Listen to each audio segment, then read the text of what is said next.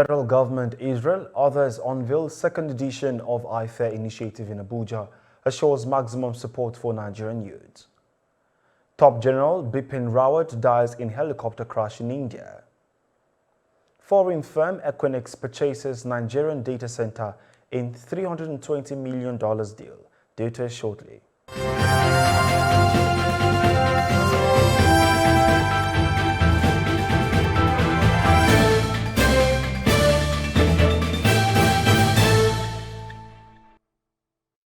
It's good to have you join us on TOS Television, your digital-first Pan-African news network. My name is Merciful Ajinomo, and you are watching TOS News 360. The Office of the Vice President of Nigeria, Professor Yemi Osinbajo, the Embassy of the State of Israel in Nigeria, in collaboration with Skill G Nig Ltd, Gregory University, and De Novo on Tuesday, unveiled the second edition of the Innovation Fellowship for Aspiring Inventors and Researchers Initiative, Unveil, in Abuja. Declaring the event open, Nigerian Vice President Yemi Osinbajo, who was represented by the Minister of Science and Technology, Dr. Ogbonnaya Onu, said, President Muhammadu Buhari is working very hard and needs all necessary support to lay the solid foundation to achieve a better and stronger Nigeria. Nigeria was not just great in the past. Nigeria will be one of the greatest nations on earth. President Muhammadu Buhari is working very hard, and we're giving him all the support to lay the solid foundation for this to be achieved. There is no reason for our nation, Nigeria, or even Africa,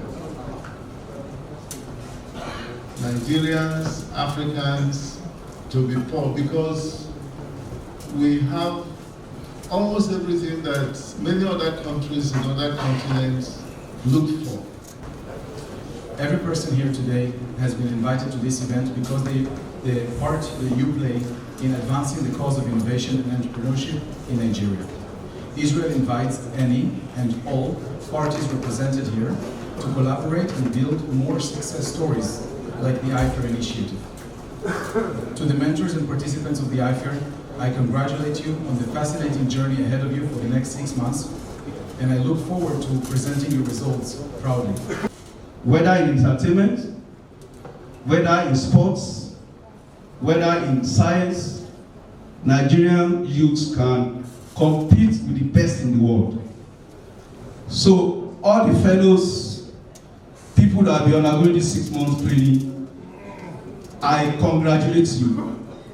And I bring warm wishes from the speaker that everything that will promote innovation in Nigeria, the speaker will be at the forefront to drive legislation, laws that will encourage young Nigerians to excel in such endeavors. Mr. Vice President, Professor Osinbajo, as the number 2 person in this country, he presides over the Economic Council. In the 21st century, knowledge dictates and defines economies.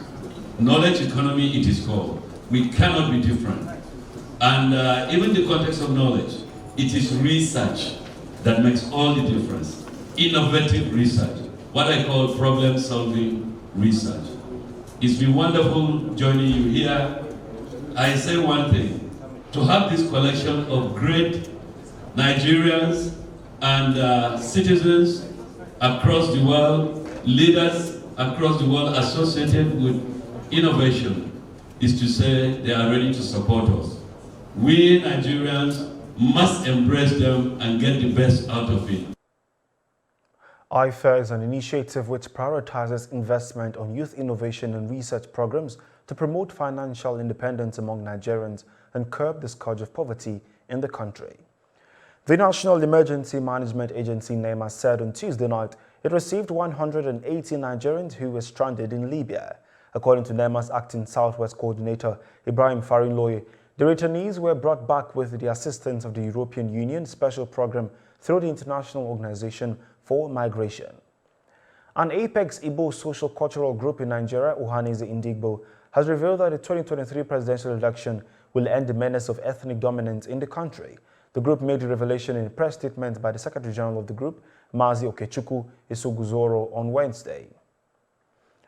And now to Zambia, where the former Foreign Minister Joseph Malanji and Fred Sinyamba, a former Treasury Secretary, were on Tuesday arrested in the capital Lusaka over corruption charges.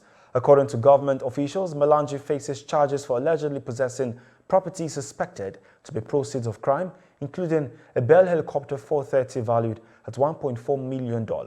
Malanji served in the cabinet of former President Edgar Lungu, who lost power in August through an election won by the Hakainde Hichilema-led Unity Party for National Development. And now more than 100 people have been reportedly killed following days of ethnic clashes in West Darfur state in Sudan. Fighting between Arab tribesmen and fighters from the African Masalit community, backed by former rebels, have been going on for days. According to the United Nations, the fighting in the Krenik area has displaced thousands, including across the border, into neighboring Chad. This is your digital first Pan-African news network, TOS Television, and you're watching TOS News 360. Global, business and sports stories on return. Stay with us.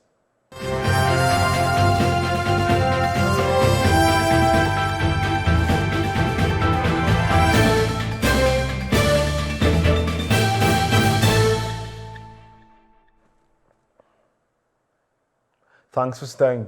Olaf Scholz has been sworn in as Germany's new chancellor, bringing an end to Angela Merkel's historic 16-year reign. He was voted in by the German parliament, where his three-party coalition has a substantial majority and given a standing ovation.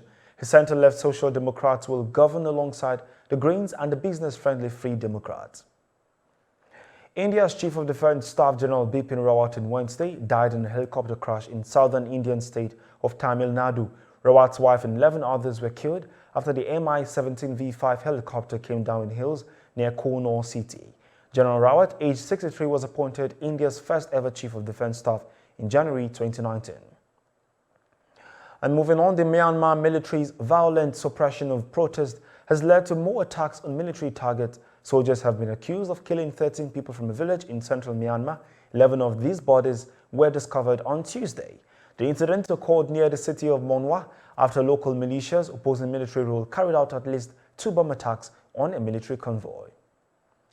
Equinix Incorporated has announced that it is acquiring Main One in a $320 million deal that is set to be sealed in the first quarter of 2022. According to the firm, the acquisition is its way of expanding into Africa, since Main One has a presence in Nigeria, Ghana, and Cote d'Ivoire. The company added that the deal was still subject to the satisfaction of customary closing conditions, including the requisite regulatory approvals. Talking sports, Leicester City manager Brendan Rodgers has opened up on why Super Eagles forward Kelechi Iheanacho has continued to spend more time on the bench for the Foxes. Rodgers cited Iheanacho's inability to properly fit into his new playing style as the reason why the 25-year-old has had to spend more time on the bench this season. During the 2020-2021 season, Iheanacho benefited from the manager's 4-4-2 formation, which saw him earn more playing time, where he also made 24 starts from his 39 appearances.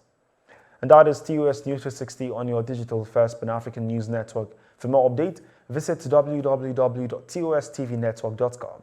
Follow and like our social media handles on Facebook, Twitter, and Instagram. And remember to subscribe on YouTube. Do stay with us and enjoy more programs on the network. I am Merciful Ajinimo. Thanks for watching.